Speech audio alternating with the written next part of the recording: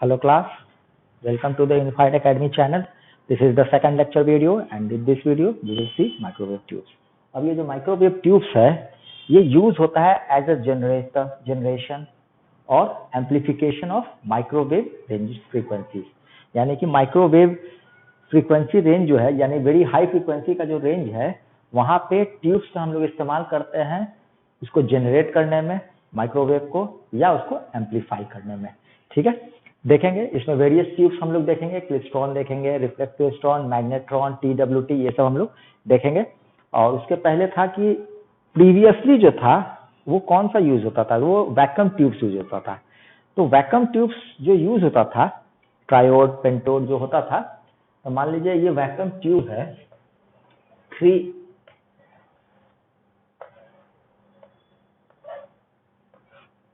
इस पे एक गेट कंट्रोल होता था। ये गेट का काम है कंट्रोल करना, एक कैथोड एक एनोड।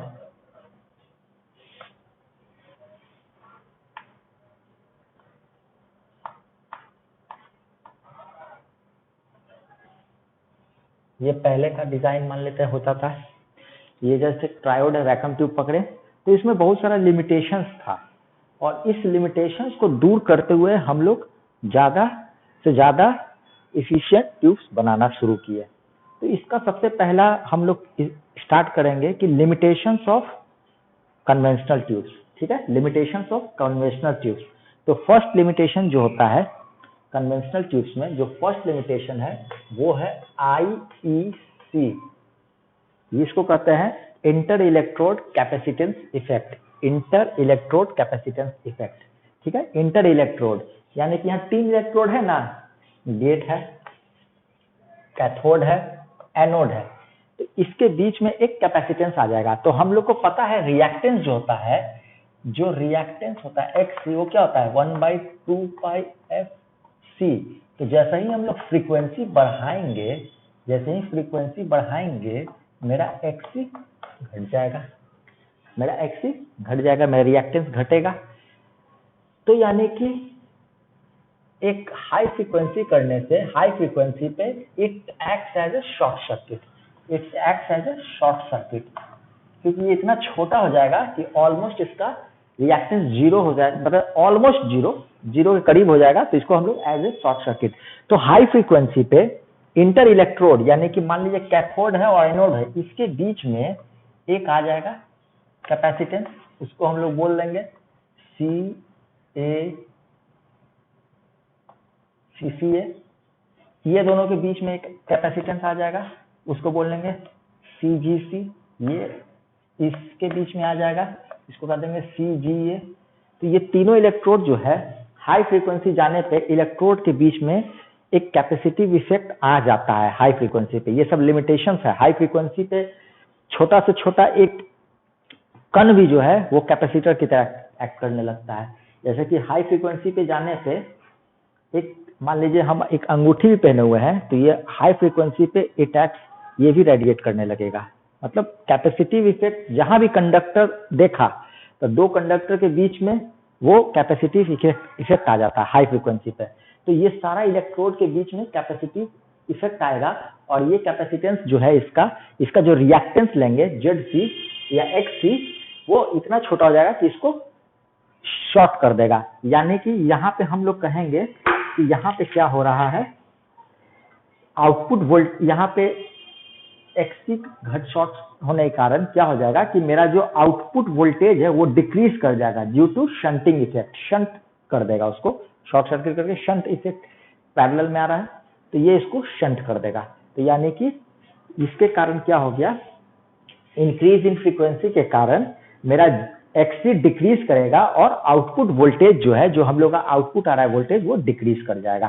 ठीक है, यानी कि मेरा आउटपुट वोल्टेज जो है, कुछ भी जो आउटपुट वोल्टेज है वो डिक्रीज कर गया। तो ये हुआ IEC। नेक्स्ट सेकंड वन है lead inductance effect. Lead inductance effect,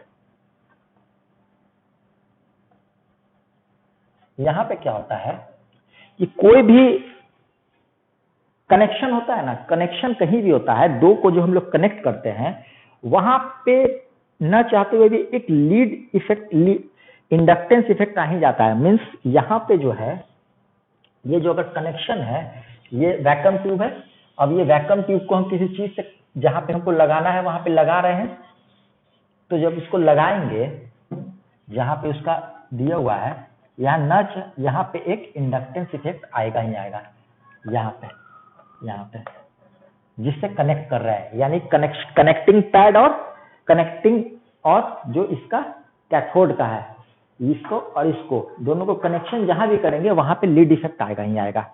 तो इसको कहते हैं लीड इंडक्टेंस इफेक्ट। तो अब यहाँ पे क्या होता है कि लीड इंडक्टेंस इफेक्ट में कि एक्सएल जो होता है वो क्या होता है 2πfl। तो जैसे ही हम लोग फ्रीक्वेंसी बढ़ाएंगे तो एक्सएल जो है वो बढ़ते जाएगा, तो यानी कि ये बढ़ते जाएगा, ये जैसे ही बढ़ेगा तो जैसे ही ये बढ़ते जाएगा तो ये धीरे धीरे बहुत ज्यादा बढ़ने से क्या होता है ओपन सर्किट, यानी कि जो हमको मिलना चाहिए था यहाँ से यहाँ तक, इसके ज्यादा होने के कारण ये एक तरह से रेजिस्टेंस की तरह समझिए, ज्यादा से ज्यादा यहाँ ड्रॉप हो जाएगा तो हमको मिलेगा कम, यानी ज्यादा से ज्यादा यहाँ ड्रॉप हो जाएगा तो हमको मिलेगा कम, यानी कि आउटपुट वोल्टेज जो यहाँ मिलना चाहिए था यहाँ कम मिलेगा, यहाँ पे ज्यादा से ज्यादा ड्रॉप हो गया, यानी कि मेरा एक्सएल जो है वो ज्यादा हो गया। तो जैसे ही एक्सएल इंक्रीज इन फ्रीक्वेंसी करेंगे तो हमारा एक्सएल बढ़ेगा, तो voltage appearing across active electrode is less than the voltage appearing across the lead. This effect reduces the gain. इस इफेक्ट के कारण गेन हमारा डिक्रीज कर जाता है, क्योंकि आउटपुट वोल्टेज ही मेरा डिक्रीज कर रहा है तो गेन डिक्रीज कर जाएगा। अब जो है नेक्स्ट है ट्रांजिट टाइम इफेक्ट, जो सबसे इंपॉर्टेंट है। Transit time effect, transit time effect सबसे इंपॉर्टेंट। तो द टाइम जो है, जो यहाँ पे वोल्टेज दिए, ये जो टाइम जो लिया, ये टाइम जो लिया कैथोड से एनोड आने में, जो ये टाइम जो लिया यानी कि टाउ से डिनोट कर रहे हैं। अगर ये दोनों के बीच का डिस्टेंस d मान लेते हैं तो ये d और उसका वेलोसिटी v0 से चल रहा है, तो ये जो टाइम लिया t d/v0, इसको कहते हैं ट्रांजिट टाइम इफेक्ट। अब जो है हम लोग जो है यहाँ पे क्या होता है कि यहाँ पे हम लोग इलेक्ट्रॉन कैथोड से इलेक्ट्रॉन एनोड की ओर जा रहा है, तो ये एक इलेक्ट्रोस्टैटिक एनर्जी यहाँ पे है। इसका पोटेंशियल एनर्जी लिखेंगे तो इसका क्या हो जाएगा QV0, जो हम लोग यहाँ पे दे रहा है। ये पोटेंशियल एनर्जी कन्वर्ट करेगा काइनेटिक एनर्जी में, यानी कि 12 mv² काइनेटिक एनर्जी में। ठीक है, अब ये दोनों को अगर रिलेट कर देंगे 12 mv², तो ये दोनों को अगर हम लोग रिलेट कर देते हैं तो मेरा क्या आ जाएगा 12 mv² बराबर QV0, या v ये वेलोसिटी इक्वल्स टू √2qV0/m। अब ये Q यानी कि चार्ज, इसका हम लोग जानते हैं 1.6 × 10⁻⁹ कूलम। ये V जो हम लोग दे रहे हैं, और ये मास ऑफ इलेक्ट्रॉन जो कि 9.1 × 10⁻31 kg। अगर ये हम वैल्यू पुट करते हैं तो वेलोसिटी जो मेरा आएगा वो वेलोसिटी आ जाएगा 0.593 × 10⁻⁶ √V0। इतना मिलीमीटर पर सेकेंड मेरा वेलोसिटी आएगा। यानी कि आप जो वेलोसिटी जो यहाँ से यहाँ जो जा रहा है velocity, it is directly proportional √V0। इससे आप ये जितना दे रहे हैं उतना यहाँ वेलोसिटी आ रहा है। ठीक है, अब जो है यहाँ पे क्या होता है कि यहाँ पे दो बातें हैं।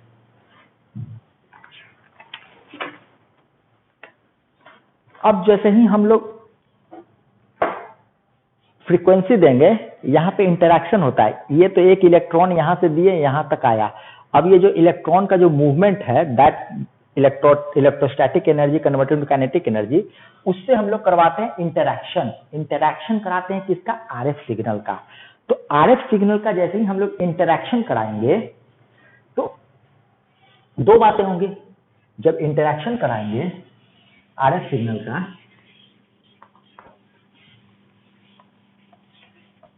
जैसे ही हम लोग, ये RF सिग्नल है और ये एक एनर्जी जा रहा है, ऐसे ऐसे जा रहा है, ये दोनों का इंटरैक्शन कराए। अगर ये इंटरैक्शन ऐसा हो जाए कि इसके पॉजिटिव हाफ से इंटरैक्ट करेगा तो इसका क्या हो जाएगा, ये जो एक्सीलरेट कर जाएगा, ये जो स्पीड जो जा रहा है इसका वेलोसिटी और बढ़ जाएगा क्योंकि इसका पॉजिटिव से किया। तो यानी कि पहला केस हो जाएगा कि एक्सीलरेट हो जाएगा। तो जैसे ही एक्सीलरेट होगा तो इसका जो वेलोसिटी है, वेलोसिटी ऑफ इलेक्ट्रॉन जो यहाँ से इससे यहाँ तक आ रहा है, तो वेलोसिटी ऑफ इलेक्ट्रॉन जो है ये मेरा बढ़ जाएगा और इसके कारण मेरा क्या होगा, काइनेटिक एनर्जी ऑफ इलेक्ट्रॉन बढ़ जाएगा। तो ये एनर्जी बढ़ गया, तो ये एनर्जी कहाँ से लिया होगा, तो जाहिर सी बात है आरएफ से लिया होगा। ये जो आरएफ सिग्नल है यहाँ से लिया होगा। यानी पहले मेरा आरएफ सिग्नल अगर ऐसे है तो इससे एनर्जी ले लिया कौन, इलेक्ट्रॉन। अब मेरा आरएफ सिग्नल हो जाएगा ऐसे। तो क्या ये हम चाहते हैं, नहीं, ये तो हम नहीं चाहते, ये तो एटेन्यूएट हो गया, मेरा आरएफ सिग्नल एटेन्यूएट हो गया। तो यहाँ पे आरएफ सिग्नल एक और केस है कि यहाँ से इंटरेक्ट करेगा, तो यहाँ से इंटरेक्ट करेगा सेकंड केस में। तो सेकंड केस में क्या होगा, रिटार्ड करेगा। तो रिटार्ड जैसे ही करेगा तो इसका वेलोसिटी कम हो जाएगा, तो कॉरस्पॉन्डिंग काइनेटिक एनर्जी कम हो जाएगा। तो जो पहले काइनेटिक एनर्जी था उससे कम हो गया, तो कम हो गया तो ये काइनेटिक एनर्जी कहाँ गया, तो ये सारा का सारा एनर्जी दे दिया आरएफ को, तो ये आरएफ को दे दिया। तो यानी कि अब जो मेरा आरएफ सिग्नल था ऐसे था, अब जो है ये एम्पलीफाई हो जाएगा। जस्ट जैसे बीजेटी में एनालॉग में हम लोग पढ़ते थे कि एक सिग्नल है एसी, इसको कॉरस्पॉन्ड टू डीसी के साथ इसको सुपर इम्पोज कराते थे, इसका एम्पलीफिकेशन हो जाता था। उसी तरीके से यहाँ पे एक आरएफ सिग्नल को इलेक्ट्रॉन के मूवमेंट के साथ, यहाँ से यहाँ जो इलेक्ट्रॉन जा रहा है इसके साथ इसका इंटरेक्शन कराएं।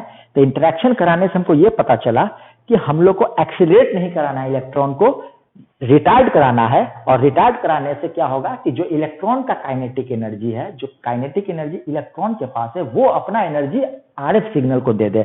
और आरएफ सिग्नल को अगर मिल जाएगा तो आरएफ सिग्नल का ये आउटपुट हो जाएगा ऐसा। तो यानी ये एम्पलीफिकेशन हो जाएगा सिग्नल का। तो यही ट्रांजिट टाइम इफेक्ट में यही हम लोग देखते हैं कि ये ट्रांजिट टाइम इफेक्ट जो है, अब ये ट्रांजिट टाइम जो है, इस टाइम को बराबर होना चाहिए टाइम पीरियड के। यानी कि जो आप आरएफ सिग्नल प्रोवाइड कर रहे हैं उसका जो टाइम पीरियड आएगा, यानी ये t बराबर 1/f, तो ये जो आएगा इसके बराबर होना चाहिए, ठीक है। लेकिन हम लोग को पता है कि यहाँ पे हम लोग आरएफ सिग्नल दे रहे हैं जिसका कि फ्रीक्वेंसी बहुत बहुत बड़ा होते जा रहा है। तो जब f बहुत बढ़ रहा है तो t क्या हो जा रहा है, very very less, very very less, ठीक है। तो वेरी वेरी या लो कह दीजिए, बहुत लो होते जा रहा है, तो ये t छोटा हो जा रहा है। कॉरस्पॉन्डिंग ये ट्रांजिट टाइम हम लोग छोटा नहीं कर पा रहे हैं। ट्रांजिट टाइम जो यहाँ से यहाँ है, क्योंकि ये डिस्टेंस पे डिपेंड है और वेलोसिटी पे डिपेंड है, इसको हम लोग उसका नहीं कर पा रहे हैं। तो अब जो है, तो यहाँ पे t जो है छोटा हो गया, तो t छोटा हो गया तो टाउ को भी हम छोटा करना चाहेंगे। तो देखते हैं छोटा करने से क्या होता है। तो दो केस है छोटा करने का, ये d और v दो है। तो मान लीजिए हम लोग टाउ को छोटा करना चाह रहे हैं तो d को छोटा कर देंगे, तो ये d, ये जो स्पेस है इसको छोटा कर देंगे। तो जैसे ही ये करेंगे तो कैपेसिटेंस बराबर क्या होता है, एप्सिलॉन नॉट a/d। तो जैसे ही d को छोटा करेंगे c बढ़ जाएगा, फिर से IEC इफेक्ट आ जाएगा। जैसे ही कैपेसिटेंस बढ़ेगा तो कैपेसिटेंस बढ़ेगा तो XC मेरा घट जाएगा, XC घटेगा तो मेरा IEC, इंटर इलेक्ट्रोड कैपेसिटेंस मेरा बढ़ जाएगा। तो ये काम हम कर ही नहीं सकते हैं, यानी पहला काम d को घटाना ये नहीं कर सकते। दूसरा काम क्या कर सकते हैं, V0 को बढ़ा दें। अगर इसको बढ़ा देंगे तो ये घट जाएगा। तो दूसरा काम करके देखते हैं कि टाउ को घटाने के लिए हम लोग V0 जो वेलोसिटी है इसको बढ़ा दें। तो ये बढ़ाने के लिए अभी हमको पता है कि V0 बराबर कितना होता है, 0.593 इंटू 10⁶ V0। तो यहाँ इसको बढ़ाने के लिए हमको डीसी वोल्टेज को बढ़ाना होगा, यानी इसको बढ़ाने के लिए, V0 को बढ़ाने के लिए हमको डीसी वोल्टेज को बढ़ाना होगा। ये स्पीड है, ठीक है। इसको बढ़ाने के लिए हमको डीसी वोल्टेज को बढ़ाना होगा। और there is a limitation in DC supply, ऐसा थोड़ी ना कि हम कितना भी डीसी इसको दे देंगे, इसमें भी लिमिटेशन है। यानी कि हम लोग टाइम को ये इसके कंपेयर में नहीं ला पा रहे हैं। तो जब नहीं ला पाएंगे तो हम लोग का इसको ट्रांजिट टाइम इफेक्ट हो गया, यानी कि यहाँ पे हमारा लिमिटेशन हो रहा है। अब ये ट्रांजिट टाइम हो गया। अब चौथा है gain bandwidth product. Fourth one is gain bandwidth product.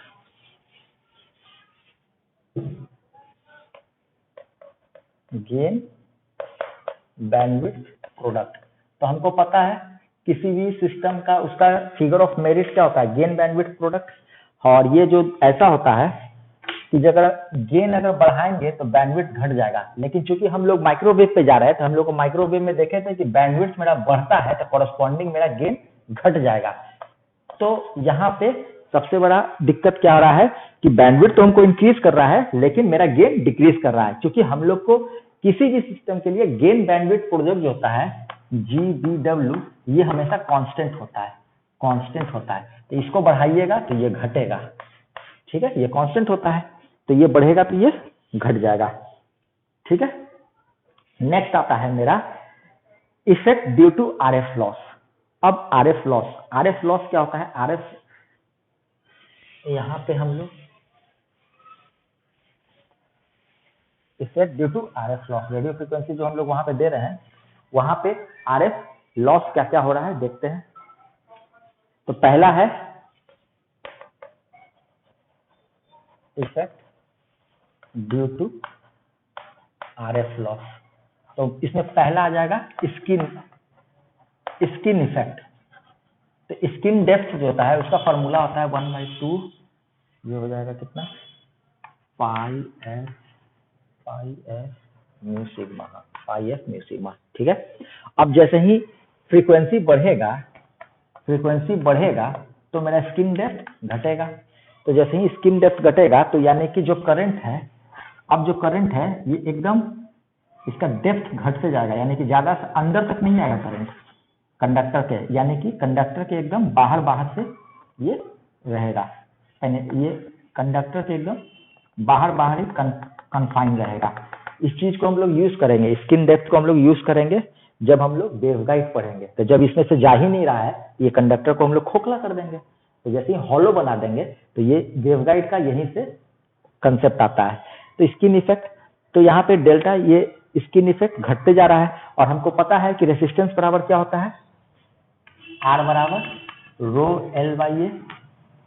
तो जैसे ही हमारा ये जो एरिया जो है इसका घटते जाएगा, जैसे ही एरिया घटते जाएगा तो कॉरस्पॉन्डिंग रेसिस्टेंस बढ़ते जाएगा, तो I² R लॉस जो है मेरा बढ़ जाएगा। तो यानी कि एक इफेक्ट स्किन इफेक्ट के कारण मेरा ये दिक्कत आया। दूसरा आता है डाइलेक्ट्रिक इफेक्ट, डाइलेक्ट्रिक लॉस। तो डाइलेक्ट्रिक लॉस जो है, ये जो लॉस है ये डायरेक्टली प्रोपोर्शनल टू फ्रीक्वेंसी होता है, जैसे जैसे फ्रीक्वेंसी बढ़ाएंगे डाइलेक्ट्रिक लॉस बढ़ते जाएगा। तो यानी कि ये मेरा एक हो गया। और लास्ट वन है रेडिएशन लॉस, जैसे कि स्किन इफेक्ट और डाइलेक्ट्रिक लॉस।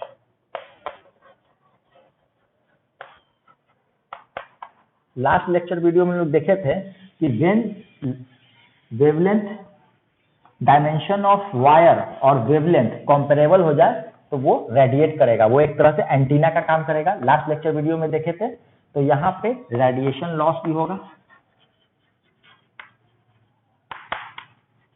जैसे ही डायमेंशन ऑफ वायर जो है ये कंपेरेबल टू वेवलेंथ हो जाएगा, यानी कि जो वेवलेंथ दे रहे हैं इसका भी उतना ही रहे, ये भी उतना ही रहे, तो यहाँ से क्या होगा, ये वायर से फिर ये रेडिएट करेगा। इसीलिए कभी कभी इंटरव्यू में पूछता है कि ये जो वायर जा रहा है हमारे घर में, ये जो लाइन, ये एंटीना की तरह काम क्यों नहीं करता है, क्योंकि ये कितना है 50 हर्ट्ज पे काम कर रहा है, इसका वेवलेंथ निकालिएगा तो किलोमीटर में चला जाएगा या उससे भी ज्यादा, तो उतना बड़ा वायर लेंगे तब जाके वो रेडिएट करेगा। ये वायर तो बहुत छोटा है, उसी तरीके से लेकिन हाई फ्रीक्वेंसी पे छोटा से छोटा मटेरियल भी रेडिएट करने लगता है। अब देखिए ये कन्वेंशनल ट्यूब का ये सब लिमिटेशन है, हम गेन बैंडविड्थ प्रोडक्ट में कुछ कर सकते हैं, कुछ नहीं कर सकते हैं, क्योंकि ये कांस्टेंट है। Effect due to RF loss, skin effect आएगा ही आएगा, डाइलेक्ट्रिक लॉस आएगा ही आएगा। हाँ, ये कर सकते थे, इसको ठीक करके हम लोग एक नया मटेरियल बना लिए थे वेवगाइड। चलिए ये तो एक हो गया। रेडिएशन लॉस कुछ नहीं कर सकते हैं, ये तो होगा ही होगा। IEC को भी हम लोग कम नहीं कर सकते, हाई फ्रीक्वेंसी पे कैपेसिटेंस जो है इफेक्ट आएगा ही आएगा, लीड इफेक्ट इफेक्ट आएगा ही आएगा, कोई भी दो कनेक्शन होता है वहां पे लीड इफेक्ट आता ही आता है। अब बचा ट्रांजिट टाइम इफेक्ट। तो ये जो ट्रांजिट टाइम इफेक्ट जो एक बहुत बड़ा दुश्मन जो यहाँ पे दिखाई दे रहा है दुश्मन की तरह, अब हम लोग इसको दोस्त बनाना चाहेंगे, क्योंकि बाकी सब क्यों हम कुछ कर ही नहीं सकते हैं, इसमें कुछ चेंज नहीं, वो तो आएगा ही आएगा, वो तो प्रॉपर्टी है, आईसी एलईडी इरेडिएशन और तो प्रॉपर्टी आएगा ही आएगा। लेकिन ट्रांजिट टाइम में अगर हम लोग कुछ ऐसा जुगाड़ कर ले कि ट्रांजिट टाइम क्या होता है, कैथोड से एनोड आने में जो इलेक्ट्रॉन को समय लगा, उसको कुछ ऐसा कर ले कि ये जो टाइम है इसमें कुछ हम लोग दिमाग लगा के उसको, उस टाइम को ज्यादा से ज्यादा बेटर वे में यूटिलाइज करें, तब हम लोग को कुछ हो सकता है। तो नेक्स्ट लेक्चर वीडियो हम लोग देखेंगे कि कैसे हम लोग इसको, ये जो हमारा एनिमी था उसको कैसे हम लोग फ्रेंड बना लिया, यानी एक फो को फ्रेंड बना लिया। Okay, thank you.